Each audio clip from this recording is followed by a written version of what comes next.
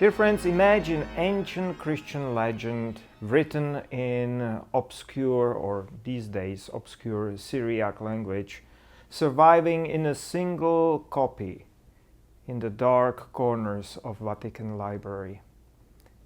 And now listen to that story.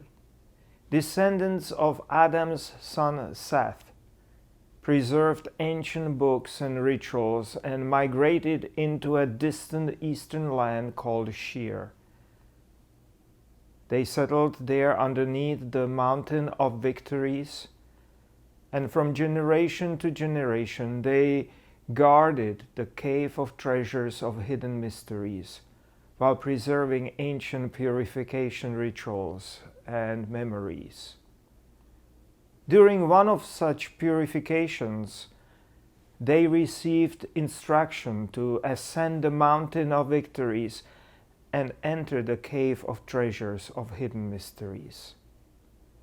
In spectacular series of visions, they were being instructed to go and to seek the star child who was to be born and bring salvation. Clearly, these were supposed to be those Magi we know from the Gospel. Substantial expansion and elaboration of the Epiphany legend we know in a much simpler form from the Gospel of Matthew. It is called Revelation of the Magi, an epic fantasy adventure story from long before it became a literary genre, likely dated to the end of the 2nd or beginning of the 3rd century of Common Era. But, friends, it is more than just a wild fantasy adventure.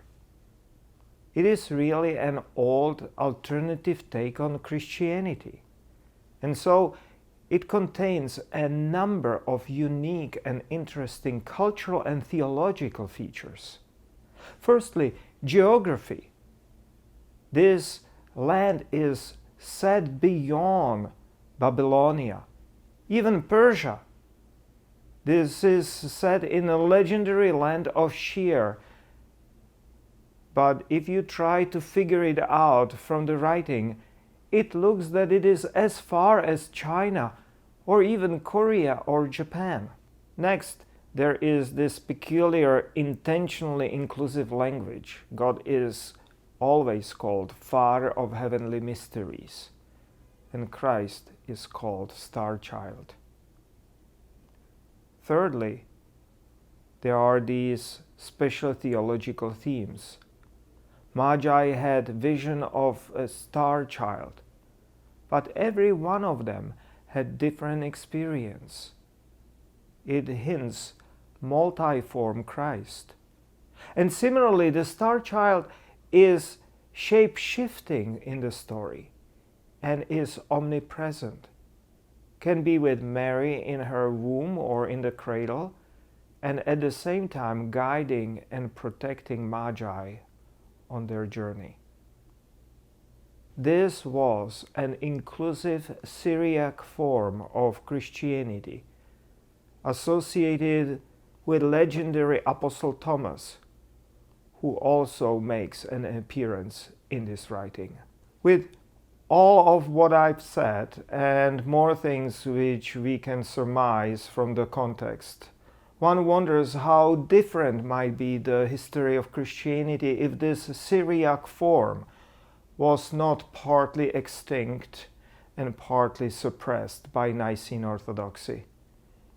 And that is something you might not know about the early Christianity, and something to continue, ponder, and wonder about. Join us this Sunday, the Epiphany Sunday, or more precisely, the first Sunday after the Epiphany. Our very own Chris Jones and Peter Rinaldi lovingly dramatize this epic fantasy for our children and our youth, and they'll be performing it during our service.